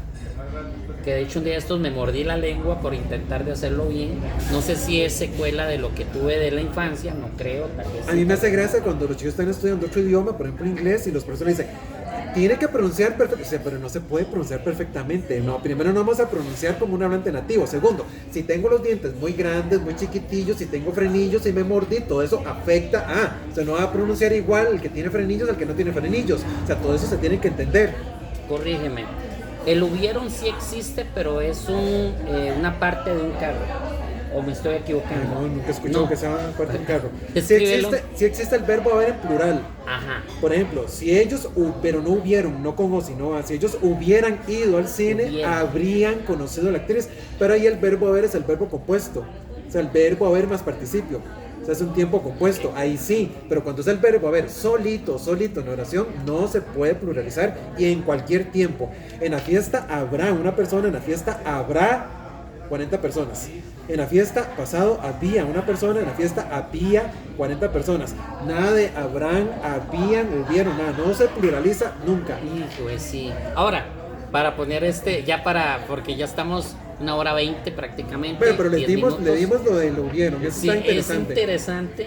Y lo de cosa que le mencioné antes es que yo a los chiquillos los molesto mucho con eso también, ¿qué es cosa? Y nosotros utilizamos mucho la palabra cosa, tráigame la cosa, ¿qué cosa? Ay, ¿qué cosas? O sea, ¿qué es cosa? Cosa es nada, utilicen el léxico, utilicen el vocabulario, para eso el español es tan rico, ese es el problema, entonces vuelve como pereza intelectual, a todo se le dice cosa. Es uno de los mejores idiomas del mundo, el español. Es muy rico. Vaso de agua con agua. Ah, eso es interesantísimo. Pero aquí lo importante es que uno le dice a la gente, vaso de agua, vaso con agua. Y se vuelven muy seguros y hasta lo vuelven a ver a uno así como diciendo que yo tengo la autoridad. Vaso con agua. Y uno dice, pero ¿por qué? Ni modo que el vaso esté hecho de agua y se echan la risa como diciendo, qué tonto, lo agarré. Pero cuando yo le digo a los estudiantes, cuando uno sabe, uno se puede defender. Cuando uno no sabe, y si yo no sé cuál es la explicación y a mí me dicen, ni modo que el vaso esté hecho de agua, ¿de qué puedo decir yo? Ay, sí, qué vergüenza, de si me equivoqué, sí, de si no, el vaso no. Entonces yo siempre le digo a los estudiantes, ok, cuando me dicen que no, que es vaso con agua, y yo, ¿ustedes cómo piden? ¿Una botella de vino o una botella con vino? Y entonces, caja de leche o caja con leche. Y entonces, ¿está hecha o está...? No, ¿cuál es la explicación? Las dos están bien. Solo que a la gente se le olvida que la preposición de no solamente indica material, como casa de madera. Sí, la casa está hecha de madera. La preposición de también indica contenido. Entonces, si yo pido un vaso de agua, yo lo que quiero es el recipiente lleno, completo. Por eso es botella de vino, por eso es caja de leche. No viene un cuarto, no viene la mitad, o sea, viene lleno de ese líquido. Entonces, esto es un vaso de agua, completito. Si yo al muchacho le digo, Juan Carlos, ¿era? Si yo le digo a Juan Carlos, un vaso de agua, él me trae esto. Si yo le digo un vaso con agua, él me tendría que preguntar, don Carlos, ¿con cuánta cantidad? Porque el con es medida. Entonces sería un cuarto, a la mitad o lleno. El de me indica que es todo. Yo no estoy pidiendo ahí medidas. El con es medida. Lo correcto son los dos. Solo que la Real Academia dice que lo ideal, lo más usado sería vaso de agua y que no hay ningún problema. Porque eso es lo que uno esperaría, que le traigan el vaso. Ya sea que se tome uno todo el agua o no, pero que se lo traigan llenito. No que se lo traigan por acá, porque me lo traen por acá y yo sé qué le pasó. Entonces lo correcto sería vaso de agua. Eso es. Vea qué interesante hablar con un filólogo que nos aclare todas estas dudas. Y así hay un montón. Hay un montón. Aquí es que ya tenemos que ir a otra parte. Porque ya estamos ahí contratiempo. Tenemos que hacer un programa de eso, hablar del aiga, de la calor, que la gente dice, ¿cómo? ¿Qué dice la calor? No hay ningún problema, está bien. ¿En serio? Sí. Segunda parte. El aiga también está bien, el aiga también está bien y está permitido por la Real Academia. Depende del contexto. El aiga. Depende del contexto. Uy, yo creo que, ahí corrígeme en los que puedan, pero yo creo que el aiga es el que yo digo que también es una parte de un carro, de un camión. No sé. Si voy a... No sé. Búsquelo, no, yo pensé que era el hubieron, no, pero es el aiga. Bueno, importante, vamos a buscarlo ahí en las redes sociales, pregúntalo en el aiga se permite en contexto informal, para no dejarlo así. Por supuesto que en un contexto formal sabemos que es haya.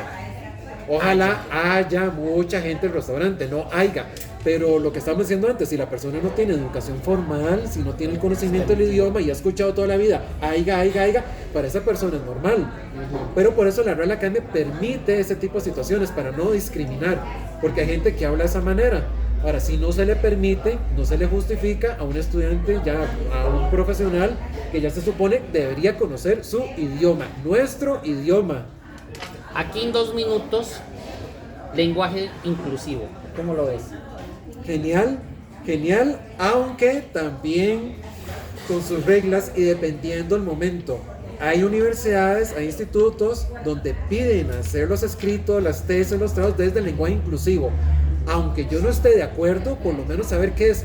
Y lo más importante, qué es el lenguaje inclusivo y cómo utilizarlo.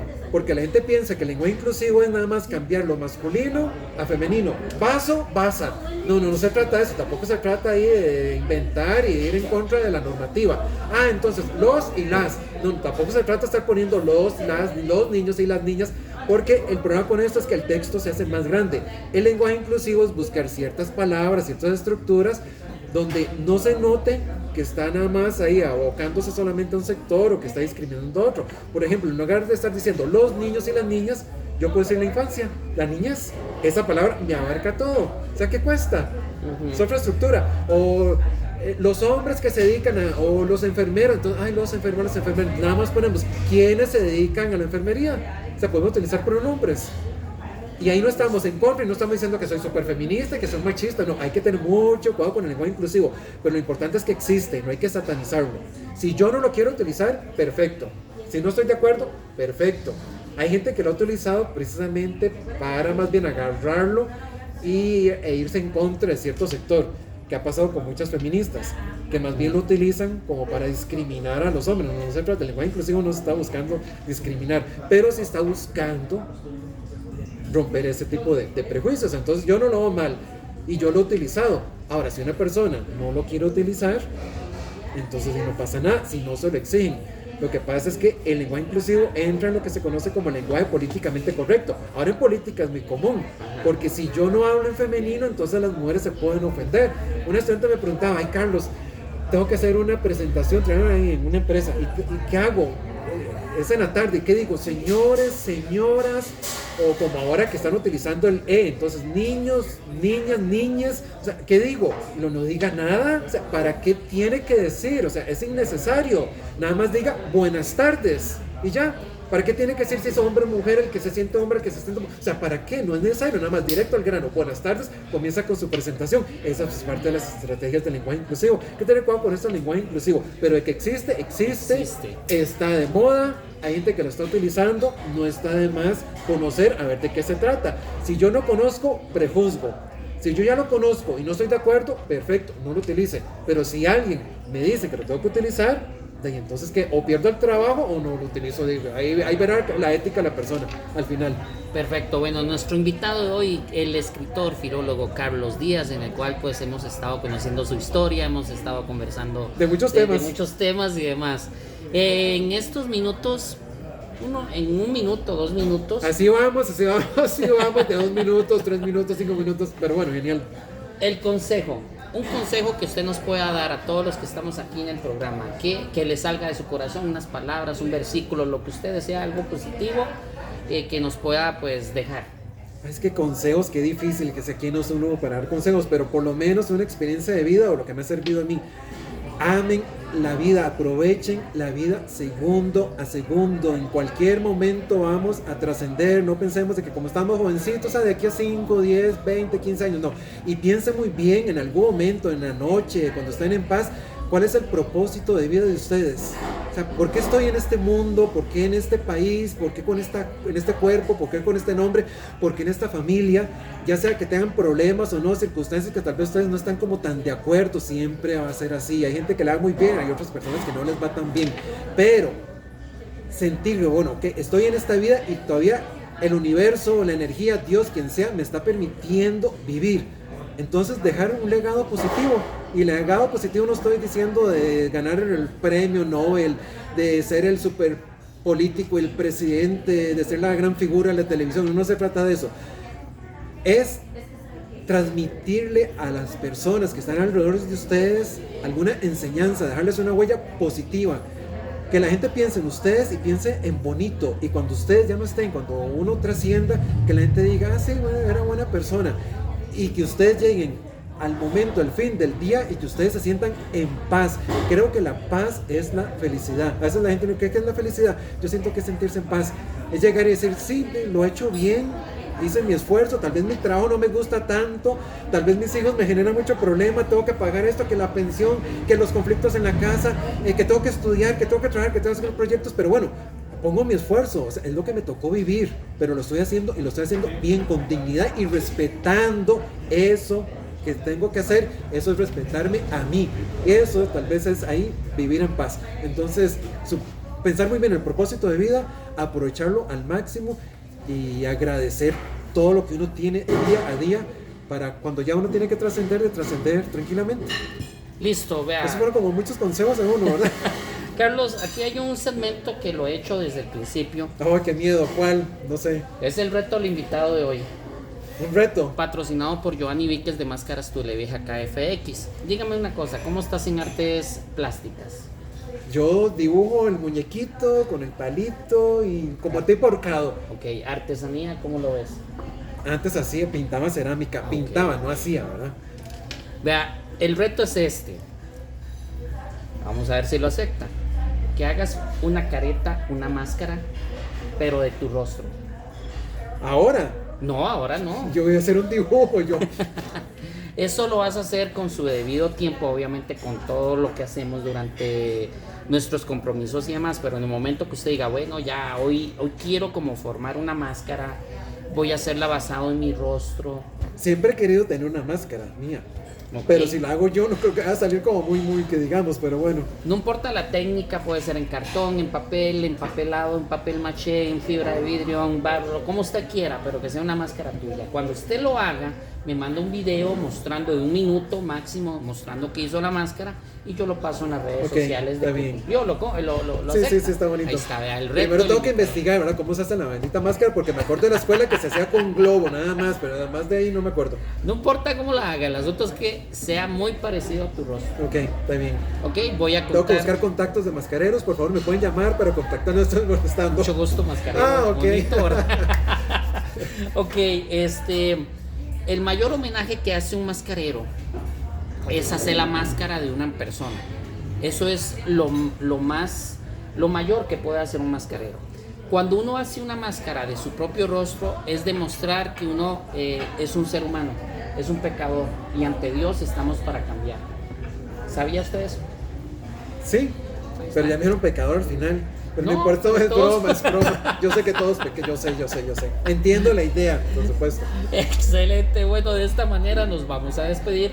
Carlos, muchas gracias. ¿Cómo la pasé? Se me hizo rápido, en Sí, serio. muy rápido. 1:31. Genial, me parece muy bien. No, genial, vea. Es que la podemos entrevista durar? es también muy fluido. O sea, es una Sí. conversación, no son entrevistas, son conversaciones. Es Sí, un sí, sí. conversatorio. Le agradezco, para mí un honor. Yo te he admirado desde que lo he conocido, desde antes, ¿verdad? Nos conocimos en un colegio, si no me equivoco. Sí, que compartimos ahí escenario. Día del libro, me parece. Día del Sí. libro hace como, bueno, varios años.